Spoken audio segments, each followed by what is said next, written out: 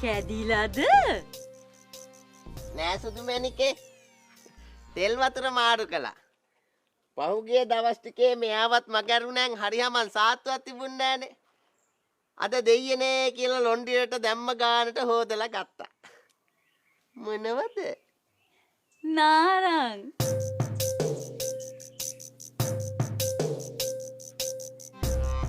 කට්ටිය ගමනක් යද්දි තත්තුවට මෙත්තේ දාන්න වෙන එකේ අපිට බැරිද අපේ මහත්තයා කාර් එකක් හරි වෑන් එකක් හරි ගන්න?